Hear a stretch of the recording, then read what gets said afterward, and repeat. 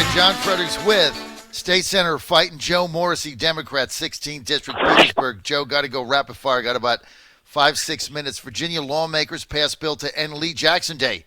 Replace it with Election Day holiday. What do you think of that? I'm not sure, John. I was still contemplating it.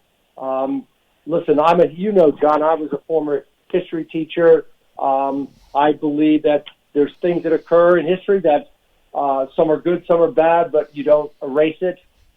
So I wasn't necessarily a fan of eliminating that day.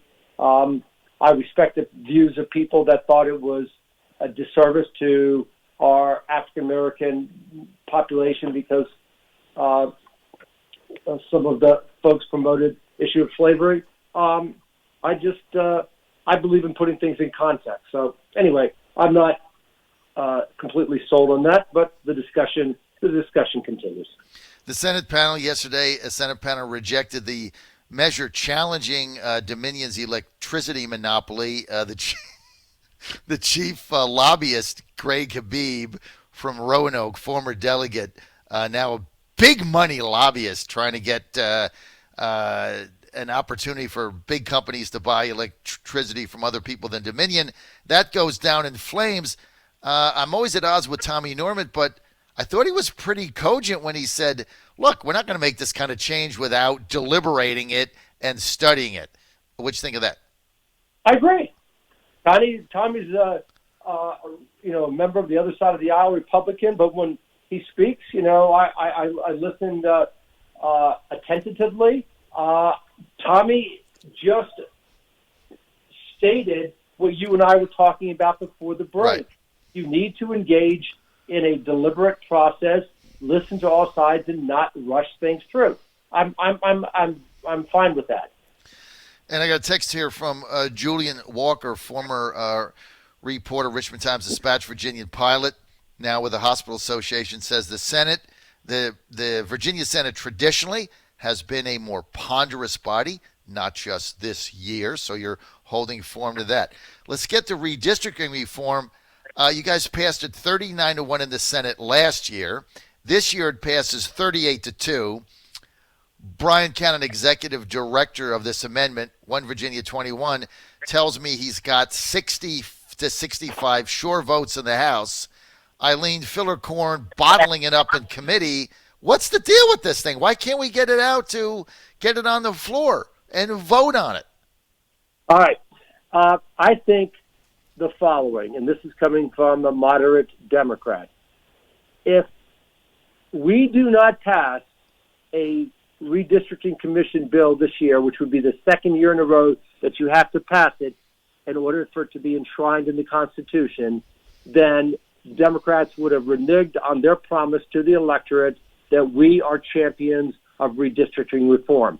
Here is the worst message that can go out, John. If the Democrats walk back redistricting, now that they have the power, we will do a disservice to our party. We will do a disservice to Virginia.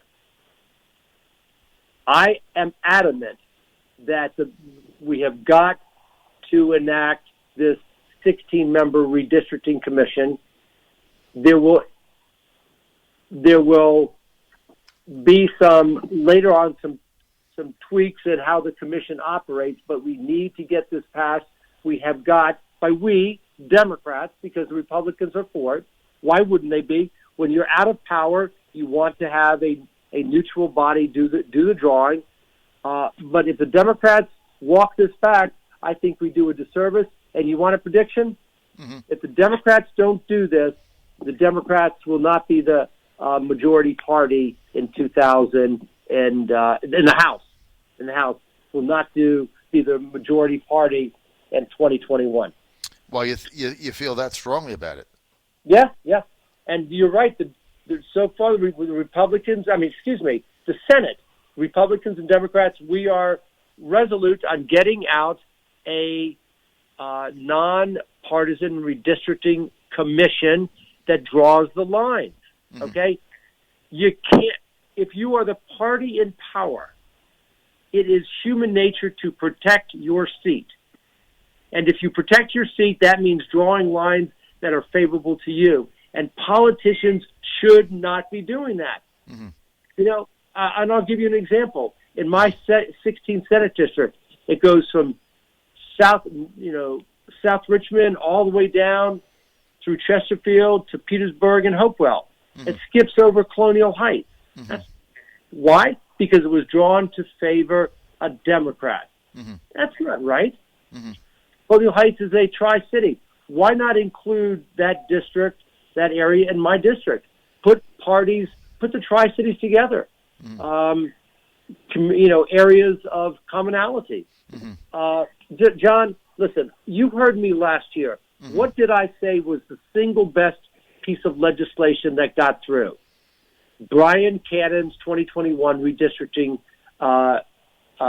commission, mm-hmm. where it would be a state constitutional amendment. Right. I am not retreating from that. I am going to support redistricting, nonpartisan redistricting. I do not want the Democrats to draw districts now that we're in power. I don't want Republicans to draw the districts when they're in power. Mm-hmm. I don't like politicians deciding who they will represent. I actually mm-hmm. like the electorate to decide what representatives they want to represent them. Do you implore Speaker Fillercorn to get this out of committee and put it on the floor for a vote? She's the only one now that has the capacity to do that. I do so, and I do so without reservation. Thank you, Joe. We're out of time.